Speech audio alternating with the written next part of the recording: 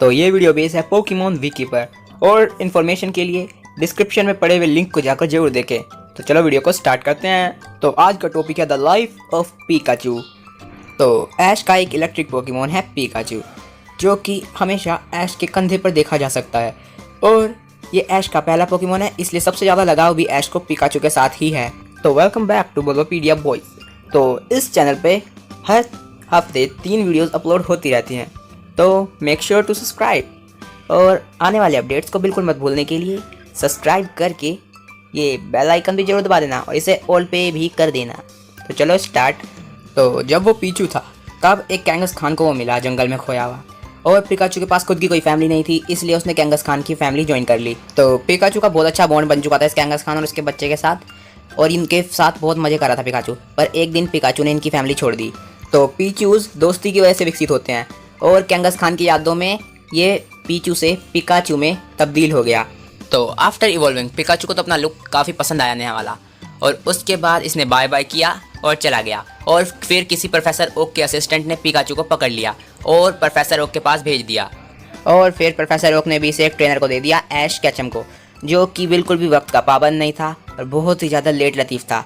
उसको ये पिकाचू मिला क्योंकि बाकी तीनों स्टार्टर जा चुके थे। कितना क्यूट लग रहा है ये। तो इस तरह इनकी शानदार दोस्ती तो स्टार्ट हो चुकी थी, पर शानदार दोस्ती इस सीन के बाद हुई जहाँ पे ऐश अपना सेक्रीफाइस करने वाला था टोटल सिर्फ पिकाचू को बचाने के लिए।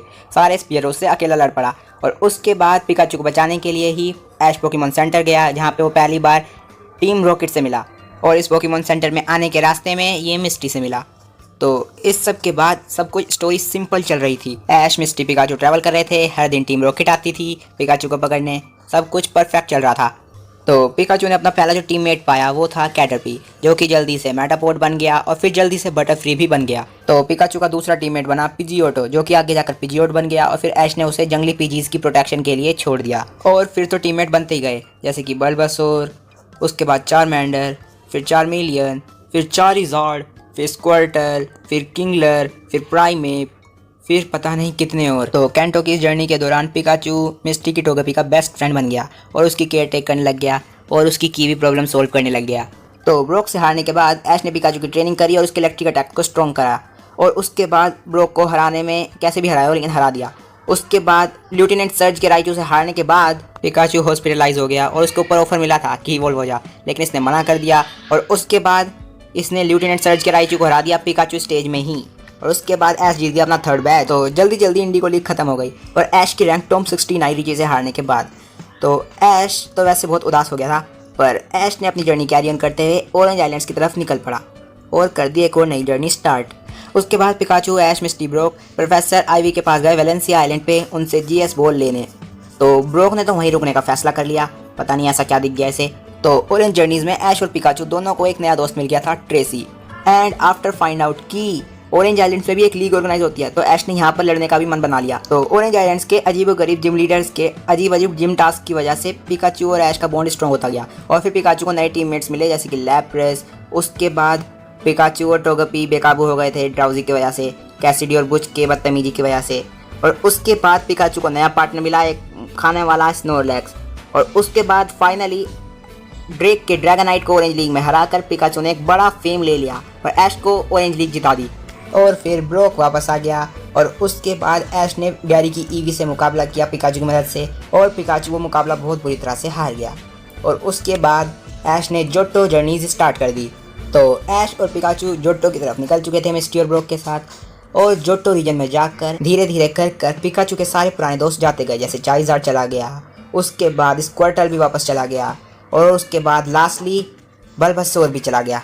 तो सारे दोस्त पिकाचू के टीम से हटते गए धीरे धीरे करके, पर पिकाचू के नए दोस्त आ गए, जैसे कि हेराक्रोस, चिकोरिटा जो कि बेलीफ बन गई, उसके बाद सिंडाक्विल, फिर टोटोडाइल, फिर नॉकटाउल, और फिर फैनपी। तो जोटो रीजन के लेक प्योरिटी पे वहाँ पर पिकाचू फिर से म्यूटू से मिला, क्योंकि पिछली मूवी की सारी यादाश्त मिटा दी गई थी। तो यहाँ पर अब हुआ म्यूटू रिटर्न्स का इवेंट, जहाँ पर जियोवानी की मशीनों से और डोमिनो जैसे टीम रॉकेट के एजेंट्स से म्यूटू को बचाना था।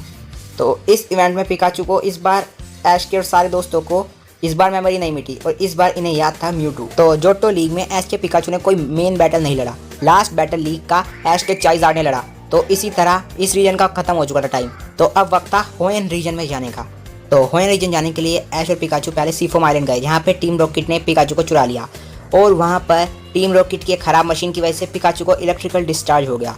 इलेक्ट्रिकल डिस्चार्ज एक बीमारी है जिससे इलेक्ट्रिक पोकेमॉन की इलेक्ट्रिसिटी बाहर नहीं निकलती और वो फट सकता है। तो लिटिल रूट शहर में एक भी पोकेमॉन सेंटर नहीं था, तो ऐश ने प्रोफेसर बर्च को कॉल किया और उसके बाद प्रोफेसर बर्च आए लेने, और वो भी इलेक्ट्रिसिटी नहीं निकाल पाए थे और फिर पिकाचू बिल्कुल बेकाबू होकर भाग गया और ऐश के भी काबू में नहीं था। पर इन दी लास्ट ऐश और पिकाचू की बॉन्डिंग फिर से और मजबूत हो गई और ऐश ने पिकाचू को काबू कर लिया और उसके बाद इसकी सारी फंसी हुई इलेक्ट्रिसिटी भी इस टीम रॉकेट की मशीन से निकल गई और ये उड़ गए।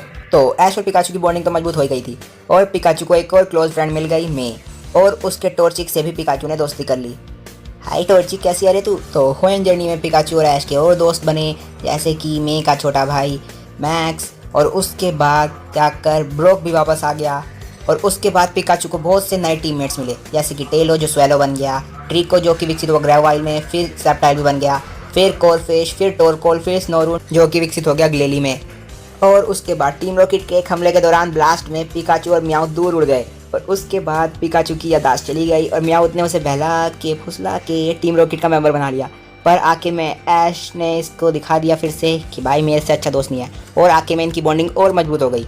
फिर पिकाचू ने रेड ऑर्ब अब्जॉर्ब कर लिया और उसके बाद वो ग्राउडोन स्पिरिट से पोजेस हो गया और उसके बाद एंड में वो ठीक हो गया। तो इस बार लीग का लास्ट बैटल पिकाचू ने लड़ा और पिकाचू हार गया और उसके बाद पिकाचू और ऐश ने अपने सारे पुराने दोस्तों से मिले, सारे पुराने पोकेमॉन से, और उसके बाद ऐश ने मैक्स के साथ अपनी नई जर्नी स्टार्ट कर दी बैटल फ्रंटियर की, और फिर बीच में ब्रोक भी जुड़ गया। तो फिर पिकाचू का एक नया दोस्त बना एपोम और ऐश ने एपोम को पकड़ लिया और उसके बाद पूरे बैटल फ्रंटियर के एंड में पिकाचू ने हरा दिया रेजी आइस, एक लेजेंडरी पोकेमॉन को, और उसके बाद ऐश मे और मैक्स को बाय करा, ब्रोक को बाय किया और वापस आ गया घर पे। फिर ऐश ने गैरी के इलेक्ट्रीवायर के खिलाफ मुकाबला किया और पिकाचू वो मुकाबला हार गया। उसके बाद ऐश अपने सारे पोकेमॉन्स को घर छोड़ के जा रहा था शिनो रीजन, लेकिन एपोम पीछा करते हुए आ गया ऐश के पीछे। तो प्रोफेसर ओक के साथ वीडियो कॉल पे टीम रॉकेट ने पिकाचू को चुरा लिया और उसके बाद पिकाचू की बलून में ही फाइट हो गई टीम रॉकेट से, और उसके बाद पिकाचू वहाँ से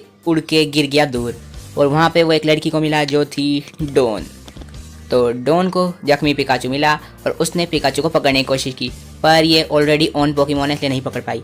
तो टीम रॉकेट जख्मी पिकाचू पे हमला कर रही थी, तो डोन ने पिकाचू की मदद की और उसके बाद टीम रॉकेट को हरा दिया और उसके बाद पिकाचू को नज़दीकी पोकेमॉन सेंटर में एडमिट करवा दिया और उसके बाद इसकी क्वेस्ट स्टार्ट हो गई कि कौन है इसका ट्रेनर।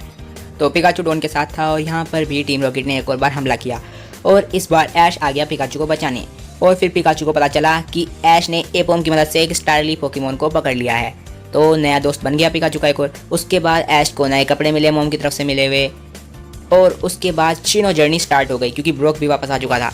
तो पिकाचू की एक बहुत ही ज़्यादा अच्छी दोस्त बन चुकी थी डोन, और बहुत ही ज़्यादा अच्छा बॉन्ड बन चुका था डोन के पिपलुप के साथ, और अब तक का सबसे अच्छा दोस्त बन गया डोन का पिपलुप पिकाचू का। तो ऐश और पिकाचू का नया राइवल बन चुका था शिनो रीजन में पॉल, और इससे ऐश और पिकाचू ने पहला मुकाबला किया जो कि ड्रॉ हो गया। तो पिकाचू की फाइट एक गोलायत नाम के राइचू से हुई जिसको पिकाचू सबसे बुरी तरह हारा, और उसके बाद पिकाचू को फिर ऑफर मिला था विकसित होने का, लेकिन इसने फिर रिजेक्ट कर दिया और कोई ऑफर था नहीं, तो ये रात को भाग गया वहाँ से।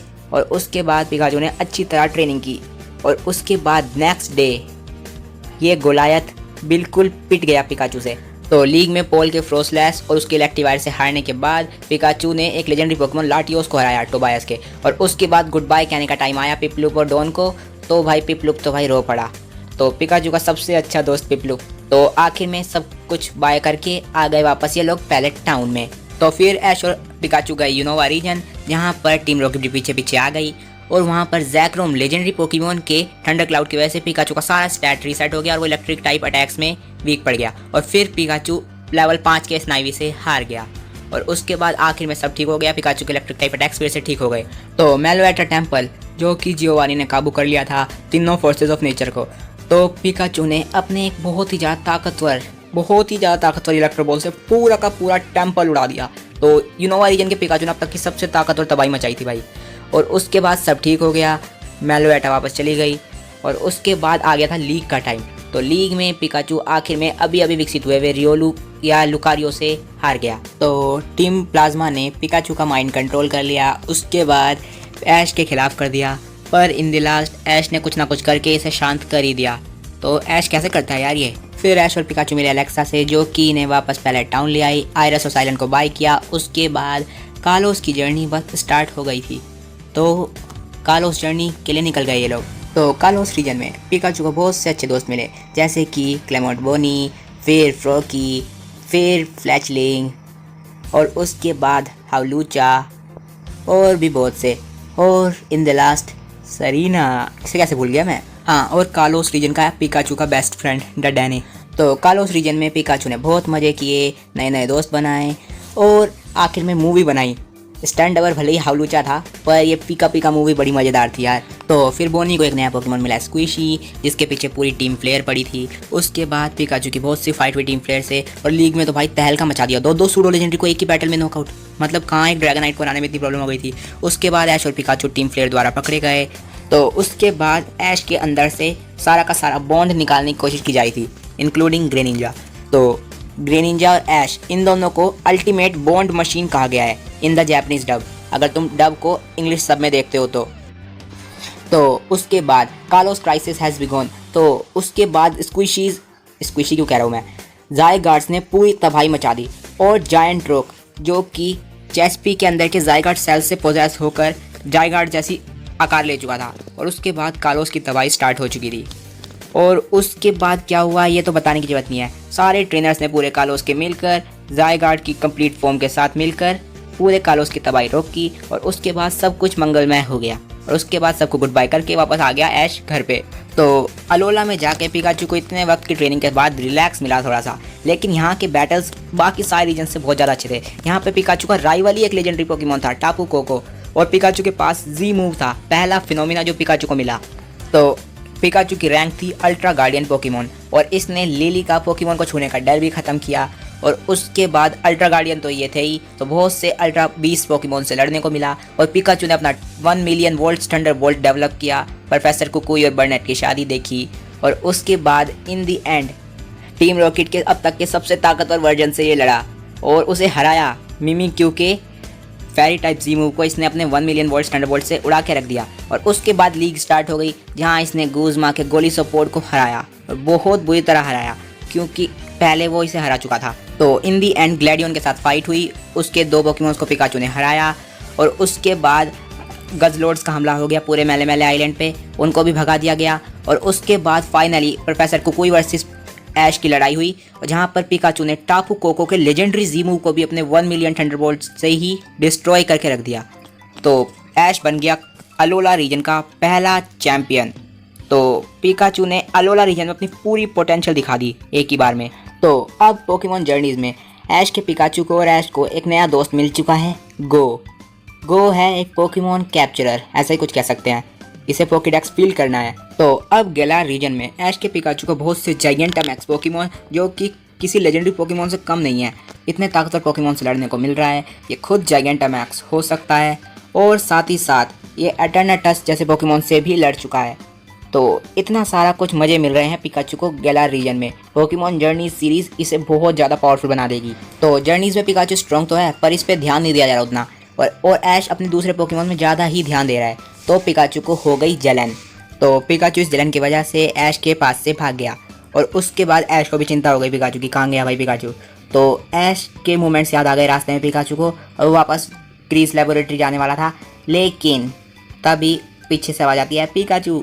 तो ऐश खुद पिकाचू को ढूंढ रहा था। तो ये बात जान के पिकाचू ऐश से फिर पड़ जाता है और हैप्पी एंडिंग हो जाती है। तो आने वाले एपिसोड्स में और क्या क्या होता है देखेंगे। और ये वीडियो ख़त्म। Bye bye, Tata.